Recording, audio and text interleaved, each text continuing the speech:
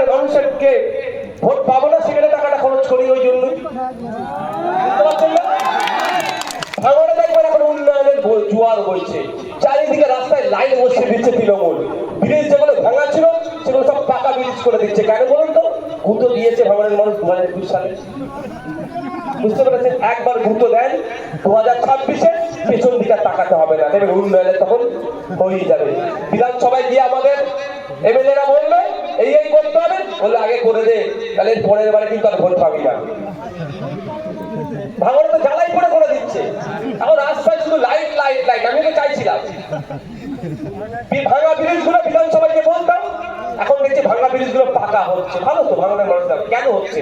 ভোটটা সরকারের বিপক্ষে দিয়েছে বলে, আর দেখছে যে এই ভোট আমি পেয়ে যাচ্ছি, কেন কাজ করতে যাবে ভাই?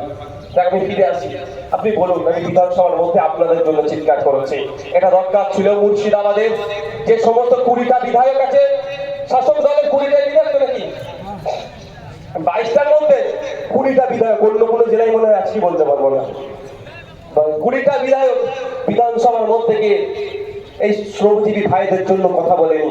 বলা দরকার ছিল যে আমাদের রাজ্যের শ্রমিক উত্তরপ্রদেশে গিয়ে আক্রান্ত কেন হবে, আমাদের রাজ্যের শ্রমিক আসামে গিয়ে আক্রান্ত কেন হবে, আমাদের রাজ্যের শ্রমিক মহারাষ্ট্রে গিয়ে কেন আক্রান্ত হবে, আমাদের রাজ্যের শ্রমিক, আমাদের মুর্শিদাবাদের শ্রমিক বিহারে গিয়ে কেন আক্রান্ত হবে?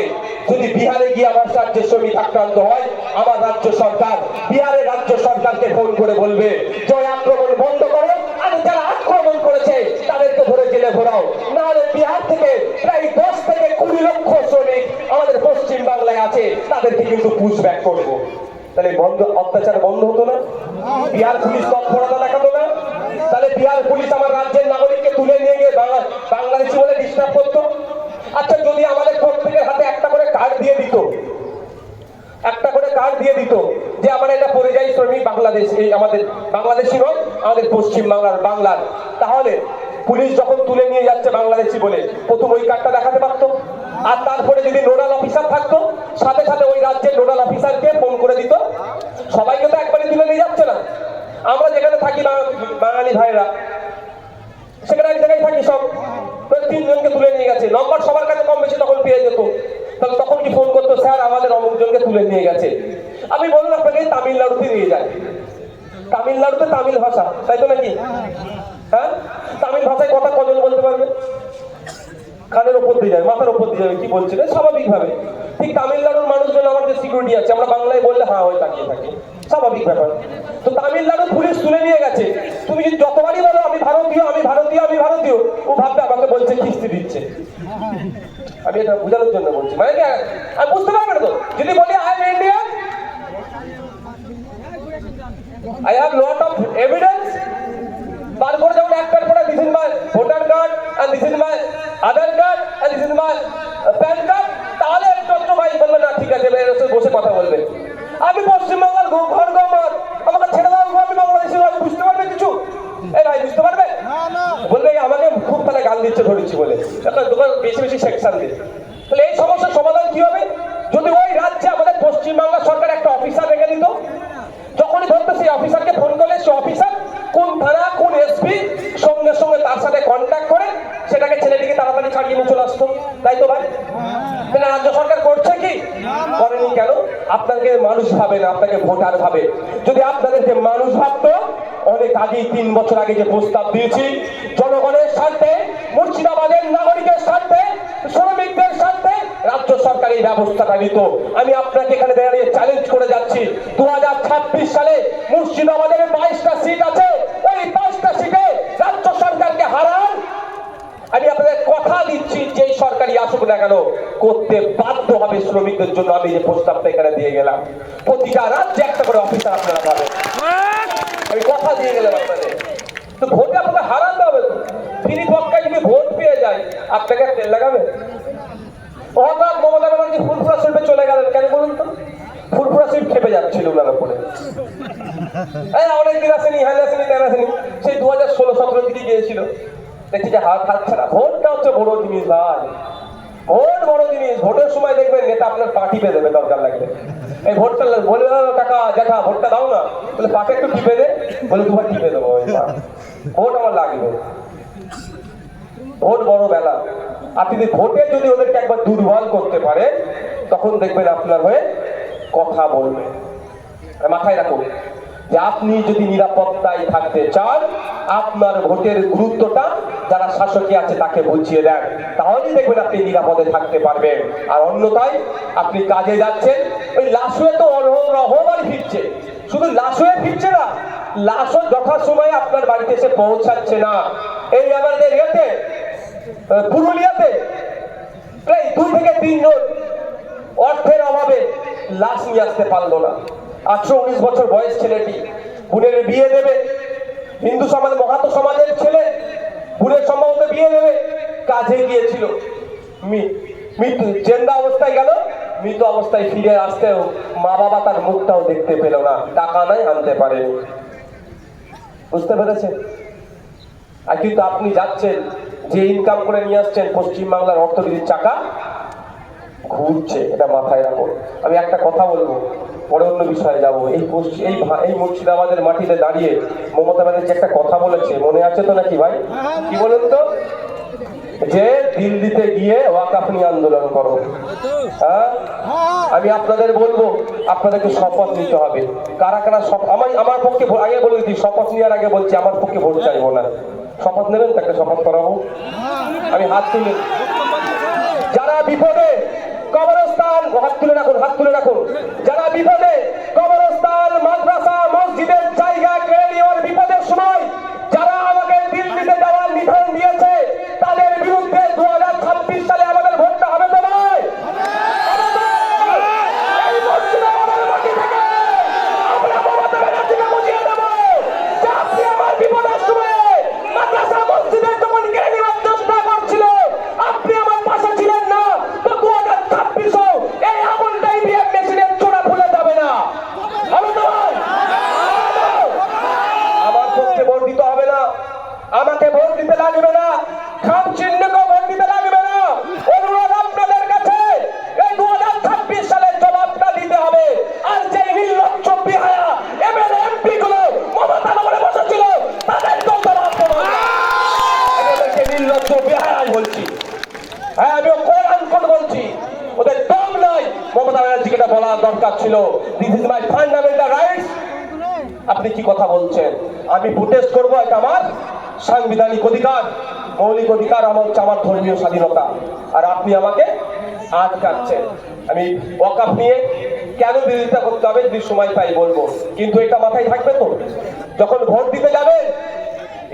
ভাই, আমি বারবার বলছি, এখন আমার কনসেন্ট্রেট ব্রেক হলে আমি, আরে বসতে অসুবিধা কি হচ্ছে বলো তো? চট দিয়ে আছে মানে বসো না ভাই।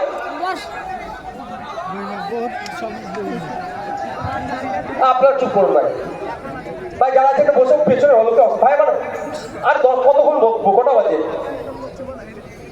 একটু আর এনার্জি অফন ছিল তো কারো ভাই রোদে, তাহলে একটু ভাই ভাই একটু দূরে দূরে একটু বসে পড়েন ভাই, একটু বসে পড়ুন ভাই। ভাই মানে বুঝতে পেরেছে, যদি আপনাদেরকে ভোটার ভাবতো তাহলে পশ্চিমবাংলার বিধানসভা থেকে না অলরেডি রেজুলেশন পাস করিয়ে নিত, সুপ্রিম কোর্টে মামলা করতো রাজ্য সরকার। ভোটার ভাবেনি, এই আপনাদের মানুষ ভাবেনি, শুধু ভোটার ভেবেছে বলি আজকে এইরকম আপনাদের সাথে ট্রিটমেন্ট হচ্ছে। যাক, ফিরে আসি। তাহলে পরিযায়ী শ্রমিকদের দুর্দশা থেকে আপনারা তখনই বুঝবে যখন সরকার সদার্থক ভূমিকা নেবে। সরকার সদার্থক ভূমিকা নিচ্ছে না কেন? আপনাকে শুধু ভোটার করে রেখে দিয়েছে, আপনাকে মানুষ ভাবেনি। যদি আপনাকে মানুষ ভাবতো তাহলে মুর্শিদাবাদ ইউনিভার্সিটি কেএন কলেজকে দিয়ে আর চালাতো না। কেএন কলেজের একটা ঐতিহ্য আছে। সেই সময়ে ভারতবর্ষের যে কটা নামি দামি কলেজ ছিল, প্রথম যে তৈরি যে কটা কলেজ হয়েছিল, সেই সময়কার কলেজ হচ্ছে কেএন কলেজ। একটা লেগেসি আছে, ঐতিহ্য আছে, সেইটাকে একবারে যেমন শেষ করলো, একটা কলেজকে ইউনিভার্সিটি বানিয়ে দিল।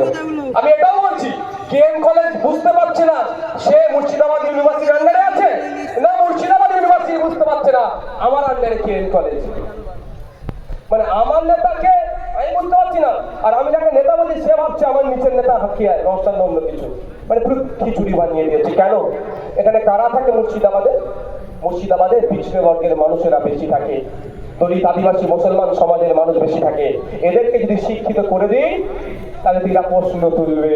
এদেরকে যদি শিক্ষিত করে দিই, বাবু তোমরা ওই পাশে বসবে না, পাশে বসে বসতে বলো।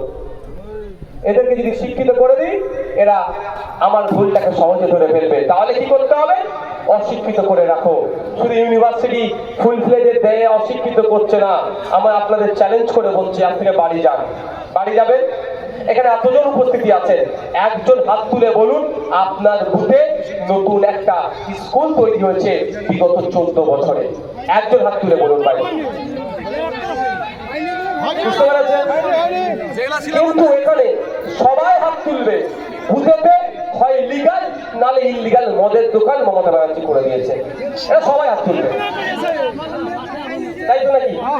এবার বলুন আপনার উন্নতি কিভাবে হবে? মদের দোকান দিলে উন্নতি হবে না শিক্ষা প্রতিষ্ঠান দিলে উন্নতি হবে? কিন্তু সেটা দেবে না, কারণ এরা চায় না আপনার উন্নতি হোক। এরা চায় সবসময় আপনি ওর পায়ের নিচে বসে থাকুন। নাহলে কদিন ধরে দেখছেন না ভাঙন নিয়ে খুব চর্চা হচ্ছে, কোন নেতা, কোটি নেতা বারবার বলছে না যে নওশাদ সিদ্দিকীকে হারাবো হারাবো হারাবো। আর আমি বলেছি ওর কথা আমি কেন পাত্তা দেবো ভাই? ওর নেতার সাথে আমার লড়াই।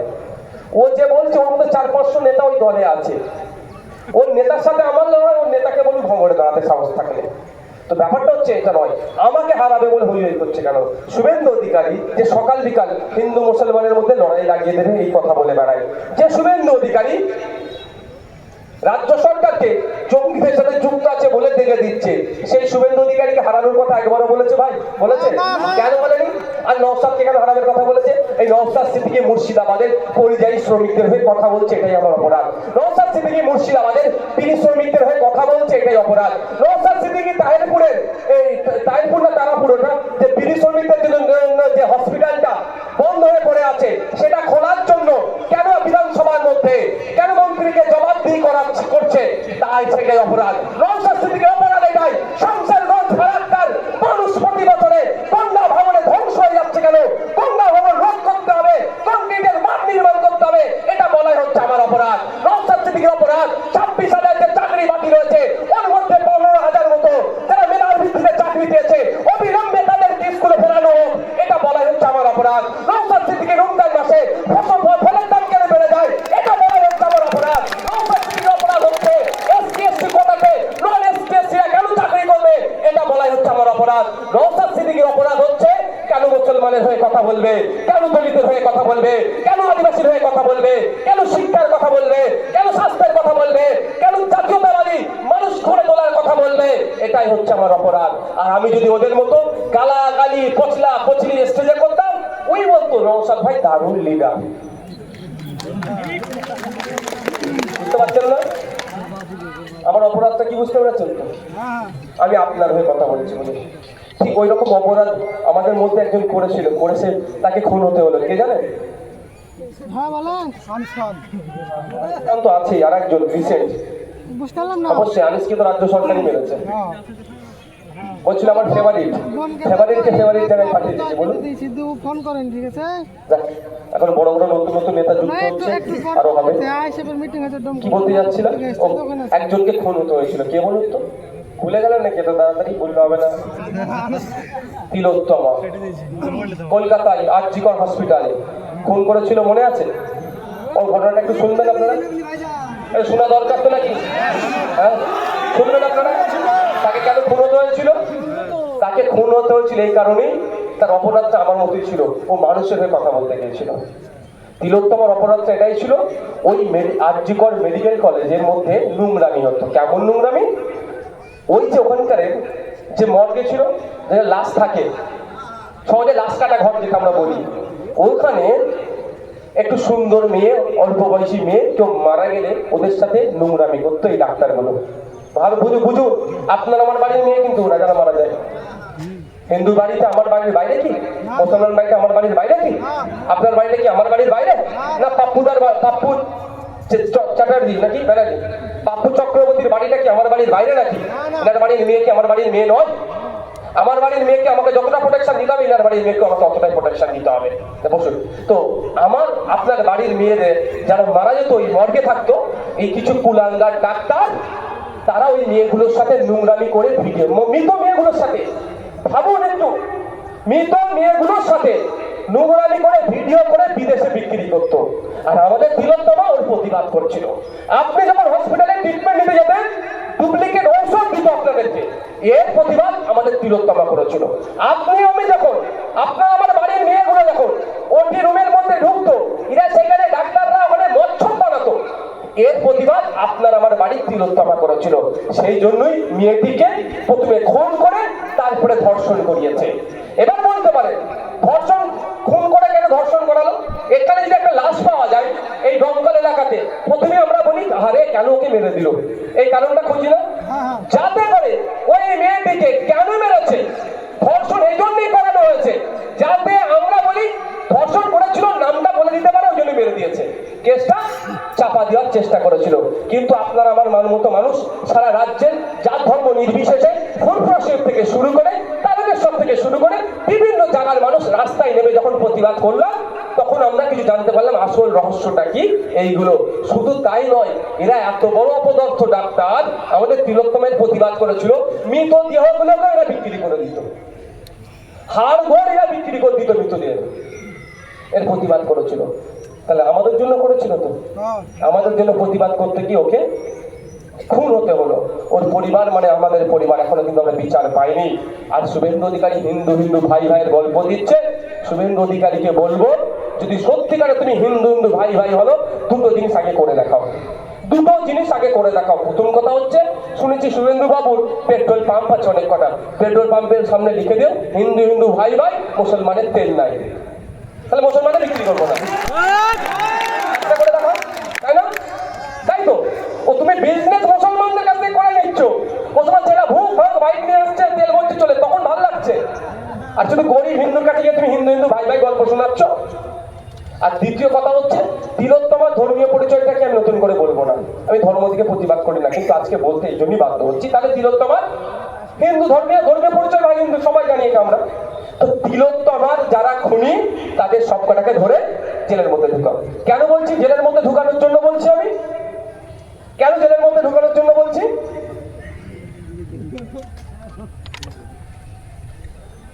এই জন্যই কলকাতা হাইকোর্ট দেখলো এই মামলাটা যদি রাজ্য পুলিশ অর্থাৎ কলকাতা পুলিশকে যদি দিই তাহলে নিরপেক্ষতার সাথে নাও হতে পারে, সেই জন্য এই মামলাটা কাটতে দিয়েছিল সিবিআই হাতে। আর শিয়ালদা কোর্ট থেকে যে অর্ডার হলো, ওই সঞ্জয় রায় বলে ছেলেটি যে ফার্স্ট মানে হলো কনভিক্ট হলো, ও যে রায় দিয়েছে সেই রায়ের যে কপি আছে সেখানে বলা হচ্ছে সিবিআই বা উকিলদের মাধ্যমে জানতে পারছি কলকাতা পুলিশ যে তদন্তটাই করেছে সিবিআই সেই তদন্তটাই চালিয়ে দিয়েছে। বুঝতে পারছেন? মানে সিবিআই নতুন করে তদন্ত করেনি। তাহলে কেন করেনি? কাকে বাঁচাচ্ছিল? কলকাতা পুলিশ কাকে বাঁচাতে মানে তৃণমূলের নেতাদেরকে, কারণ কলকাতা পুলিশের হেড যিনি, পুলিশের হেড মন্ত্রী যিনি, সেই তৃণমূলের নেতা। আর সিবিআই এসে কাকে বাঁচালো? সেই তৃণমূলের নেতাকে বাঁচালো। আমি একটা প্রমাণ আপনাদের দিয়ে দিচ্ছি, একটা প্রমাণ। ওই জায়গায় সিবিআই দাবি করছে ওই রাত্রিরে যেখানে তিলোত্তমাকে যেখানে খুন করেছে ওই যে করিডোরটা ছিল, ওই করিডোরে 54 থেকে 55 জন যাতায়াত করেছে। এই তিলোত্তমার কথা বলছি বলে কারণ রাগ হচ্ছে না তো? শুনতে রাগ হচ্ছে নাকি? একদম ওসব যেন মাথায় না ঢুকিয়ে দেয়। তবে শুভেন্দু অধিকারী যা করছে আর মমতা ব্যানার্জি তাকে যা করার সুযোগ দিচ্ছে, আমার তো ভয় লাগছে, পাড়াই পাড়াই না দ্বন্দ্ব লেগে যায়। মমতা ব্যানার্জি পূর্ণ সহযোগিতা করছে। মমতা ব্যানার্জি যদি ওর ঘাটটা ধরে জেলের মধ্যে ভরে রাখতো না তাহলে আমাদের হিংসা দেখতে হতো না। মমতা ব্যানার্জি ওকে ছেড়ে রেখেছে, কারণ ওকে ছেড়ে রাখলে হিন্দু মুসলমানের মধ্যে বিভেদ তৈরি হবে, দুজন মিলে ক্ষমতায় থাকবে। ওরা ভাগযোগ করে ক্ষমতায় আছে ভাই।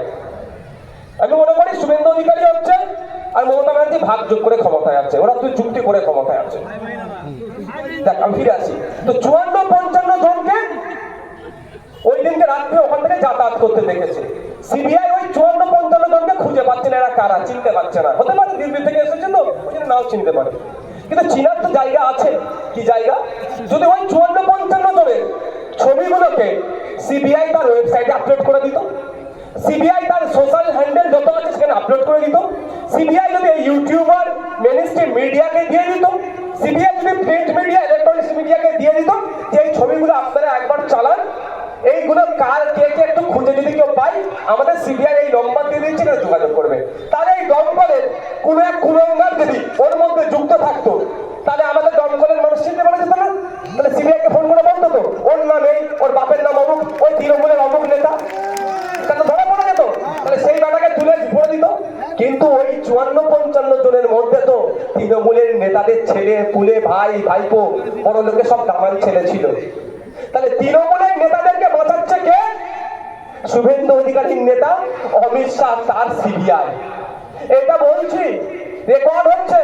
এরকম সেন্ট্রাল লেভেলের, ন্যাশনাল লেভেলের মিডিয়া চ্যানেল এখানে বসে আছে, ন্যাশনাল লেভেলের মিডিয়া চ্যানেল আছে, মেইন স্ট্রিম মিডিয়া আছে। আমি একদম আমার বলা করছে না, আমি দায়িত্ব নিয়ে বলছি, এই কেসটা শুভেন্দু অধিকারী আর মমতা ব্যানার্জি মিলে দাফন করে দিয়েছে। যদি কেসটা বাঁচাতে চাই, যারা যারা অন্যায় করেছে যদি আমরা দেখতে চাই, তাহলে আমাদের উচিত হবে যার ধর্মবর্ণ নির্বিশেষে 2026 সালের আগে এখন থেকে প্রস্তুতি নিতে হবে। যেই তিলোত্তমা আমাদের জন্য খুন হয়েছে, সেই তিলোত্তমার পরিবারকে তথা আমরা ন্যায় যতদিন না পাচ্ছি, আমরা ঘরে বসে থাকবো না, আমরা গণতান্ত্রিক প্রক্রিয়ায় আন্দোলন করে যাব। আচ্ছা, তিলোত্তমা যেদিনকে ডিউটি দিচ্ছিল, আর মেডিকেল কলেজে কি একা ডিউটি দেয় ভাই? আর ডক্টর ছিল না, আর নার্স ছিল না, তাদেরকে তো জিজ্ঞাসা করতে পারতো ঘটনা কি, জিজ্ঞাসা করেছে ভাই? আমি এত বড় কথা বলে যাচ্ছি, ওই দিনকে মানে যেদিন ঘটনা ঘটেছে তার পরের দিনে বিদেশিগামী ফ্লাইট গেছে, বিদেশি ফ্লাইট টেক অফ হয়, ওই ফ্লাইটে খোঁজ নিয়ে দেখুন তৃণমূলের নেতার কটা ছেলে পালিয়েছে বিদেশে। যদি সঠিক বিচার শুভেন্দু অধিকারীদের সিবিআই করে, তাহলে দেখবেন বিদেশ থেকে ধরে নিয়ে আসছে, হয়তো দুবাই থেকে ধরে নিয়ে আসছে, কালপিটের মধ্যে যুক্ত আছে। এটাও আমি বলে দিলাম, দায়িত্ব নিয়ে আমি বলছি। কেন করছে না? যারা মনে করছেন বিজেপি করছেন একটু একটু, যে তৃণমূলকে জব্দ করার জন্য বিজেপি করছেন, যারা যে এইবার জব্দ করবে, ও তৃণমূলকে জীবনে বিজেপি জব্দ করবে না, পাড়াতে বরঞ্চ আপনি জব্দ হয়ে যাচ্ছেন। আর যারা ভাবছেন বিজেপিকে ঠকানোর জন্য তৃণমূল, 2021 সালের আগে তৃণমূল ছিল কলকাতায়, আর 2021 সালে এখন বহরমপুর শহর, দমকল শহরে চলে এসছে। আর 2026 যদি মনে করেন তৃণমূলকে দিয়ে বিজেপিকে ঠকাবো, তাহলে আপনার বেডরুমে কিন্তু বিজেপি ঢুকে যাবে। বুঝতে পেরেছেন? কে আসছে কে যাচ্ছে দেখার দায়িত্ব অনেক নিয়েছি। 75 বছর ধরে 1951 সাল থেকে দায়িত্ব নিয়ে আসছি, কে আসবে কে যাবে, কাকে হারাতে হবে কাকে জিতাতে হবে। নিজের কথা একবারও ভাবলাম না। নিজের কথা যদি ভাবতাম, তাহলে ভাইপোর মতো হয়ে যেতেন আপনারা, আপনাদের ছেলেদের চোখের ট্রিটমেন্ট করতে আমেরিকাতে যেতে পারতেন। নিজের কথা ভাবলেন না, পরের কথা শুধু ভাবলেন। ওকে আটকাতে হবে, তাকে আটকাতে হবে, একে জিতাতে হবে, ওকে হারাতে হবে। এই গল্পতে শুধু আপনি আমি ঘুরলাম। যদি মনে করিয়ে আমাকে জিততে হবে, এবার সময় 2026, আমাকে জিততে হবে। আমি পরিযায়ী শ্রমিক, আমাকে জিততে হবে। আমার বক্সিপুরের ব্রিজ চাই, আমাকে জিততে হবে। আমার এলাকার উন্নয়ন চাই, আমাকে জিততে হবে। আমার এলাকার ইউনিভার্সিটি চাই, আমাকে জিততে হবে। যদি না মনে করতে পারি, এই 75 বছর ধরে যে ছেলে খেলা করেছে এখনো করতে হবে। মুসলমানকে তো বাঁচাতে 2011 সালের আগে এসেছিল। এখন বুকে হাত দিয়ে বলুন তো, মুসলমানের অবস্থা ভালো না খারাপ দেখা যাচ্ছে? এতদিন আর্থিকভাবে দুর্বল ছিলেন, এখন সামাজিকভাবে দুর্বল হয়ে গেছে। এই ট্রেনে বাসে দেখছেন না ধর্মীয় স্লোগান তুলে কেমন গালাগালি করছে? ধর্মীয় স্লোগানের সাথে সাথে গালাগালি দিচ্ছে। তাহলে লাভ হচ্ছে না লস হচ্ছে? আপনি তো বাঁচাবার দায়িত্ব ছিলেন কাউকে, আপনি বাঁচতে পারছেন? আপনি বাঁচতে পারছেন না, অন্যজনকে বাঁচাবেন বলছেন। হবে কি করে ভাই? আমি এখন ভাই ফর্মুলা সোজা আমার, আগে আমি বাঁচবো, তারপরে দিদি বাঁচবে। আমি বাঁচতে পারলাম না, দিদিকে বাঁচাবো আমি, লাভ হবে কি করে? ফর্মুলাটা কাজে লাগান।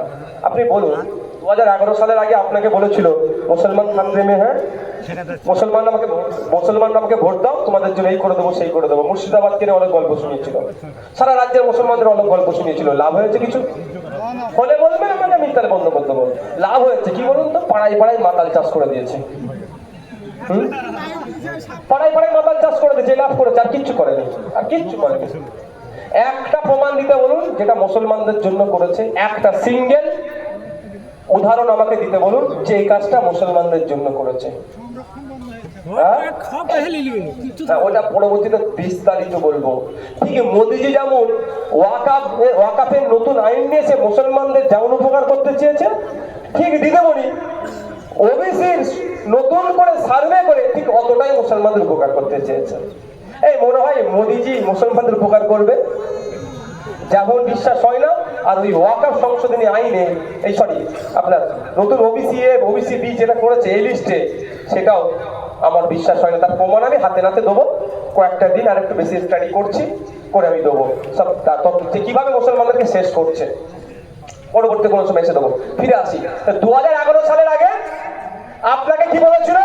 মুসলমান বিপদে আছে, ভোটটা মুসলমানদের বিপদ থেকে উদ্ধার করবো। আপনি ভোট দিয়ে দিলেন। ঠিক 2014-তে যেভাবে বলেছিল হিন্দু বিপদে আছে, ভোটটা হিন্দুদের বিপদ থেকে উদ্ধার করবো। কিন্তু পাপ্পু চক্রবর্তীরা গ্যাসের সিলিন্ডার যে দামে কিনছে, নওশাদ সিদ্দিকও সেই দামে কিনছে। তো পাপ্পুদাকে তো বাঁচাতে এসেছিল, অন্তত পাপ্পু চক্রবর্তী দাদা গ্যাসের দামটা 50% ডিসকাউন্ট করে দিক, তাহলে তো হিন্দু বিপদ থেকে উদ্ধার হবে ভাই। তা হয়নি। কি হয়েছে বলুন তো? অমিত শাহজির ছেলে জয় শাহজি আইসিসির চেয়ারম্যান পদে চলে গেছে। জীবনে ব্যাটে বলে হাত দেয়নি, আইসিসির চেয়ারম্যান হয়ে গেছে। আর পাপ্পুদার ছেলের অবস্থা কলোনিতে রয়ে গেল।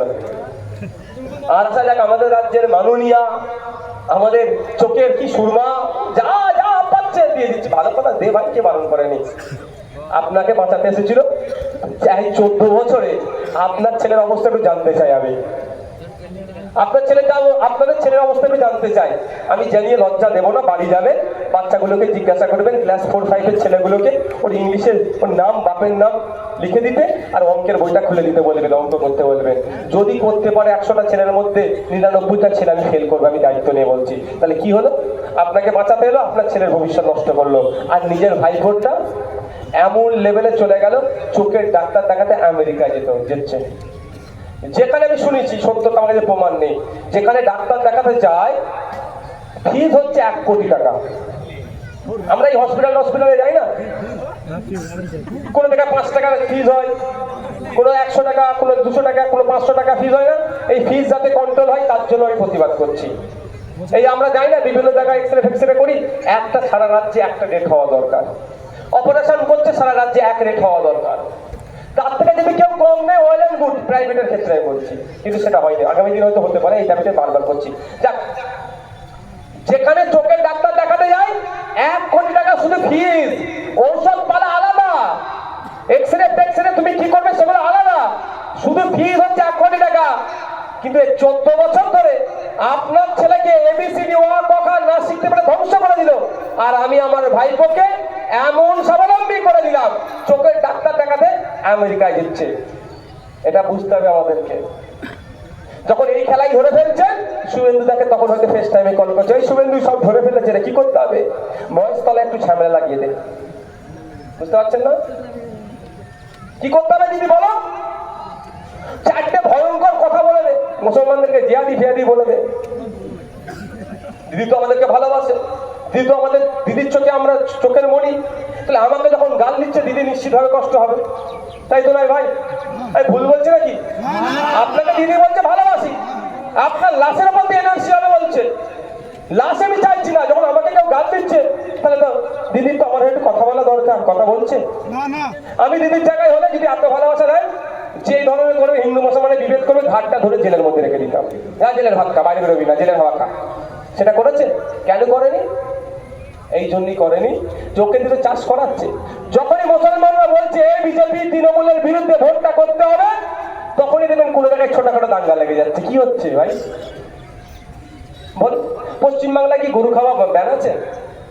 হ্যাঁ, আমার হিন্দু সমাজের ভাইরা গরুকে পুজো করে, ধর্মে তাদের জায়গায় আমি সম্মান দিই। কিন্তু আমি একটা উদাহরণ দিই, বারণ আছে গোমাংস। তাহলে এই 3-4 জায়গায় কুরবানির সময় যখন পশু নিয়ে যাচ্ছিল, তাদেরকে কিভাবে হ্যারাসমেন্ট করেছে, কজনকে ধরেছে পুলিশ? প্রশ্ন করবেন না? যদি জ্ঞান থাকতো আলাদা জিনিস। কিন্তু উত্তরপ্রদেশে গোমাংস নেন, কিন্তু উত্তরপ্রদেশ থেকে গোমাংস সৌদি আরবে বিক্রি করা যাবে। উত্তরপ্রদেশে গোমাংস দুবাই বিক্রি করতে পারবে। আমি নিজে সৌদিতে গিয়ে ইন্ডিয়ান বিফ খেয়েছি, 750 টাকা কিলো। 2012-14 কথা বলছি, তখন 750 টাকা কিলো, ওখানে ইন্ডিয়ান টাকা কিনতে হচ্ছে। আমরা এখানে কত করে কিনি? 100 টাকা, 150 টাকা। মানে এখানে জমা করলে গোমাতা মানে গোমাতা, আর জবা করে সৌদিতে পাঠালে তখন গোমাতা না, তখন ব্যবসা মাথা হয়ে যাচ্ছে। এদের বিরুদ্ধে লড়াই করতে হবে, এটা হচ্ছে বিজেপির কাজ। কিন্তু যারা এইটাকে ডিস্টার্ব করলো তাদের বিরুদ্ধে কি লড়াই করেছে? তাদের বিরুদ্ধে আইনে তো লড়াই করেছে কি? এটা মাথায় রাখতে হবে। কেন করেনি? এটাকে উত্তেজিত করার জন্যই করেনি। আচ্ছা, শেষ এসছি আমি, শেষে আমি আর 5-7 মিনিট টাইম নেবো, শুনবেন ভাই? হ্যাঁ শুনবেন ভাই? আর যদি ভালো না লাগে বলে দেবো, আমি শেষ করে দেবো, তাড়াতাড়ি লাগিয়ে দেবো, কালকে আমার ভ্রমণ যেতে হবে। তাহলে 5-7 মিনিট বলবো ওয়াকফ সংশোধনী আইনের কেন আমরা বিরোধিতা করছি। এর আগে আমি আপনাদের বলি, এই ওয়াকফ নিয়ে আন্দোলনটা কিন্তু হিন্দু মুসলমান নয়, এটা মাথায় রাখবে। এটা আমাদের মধ্যে ভুল বুঝিয়ে দেওয়া হচ্ছে। ওয়াকফ নিয়ে আন্দোলন করতে তকবির দিতে হবে এরকম কোনো ব্যাপার নয়, এটা আমাদেরকে ভুল বুঝাচ্ছে।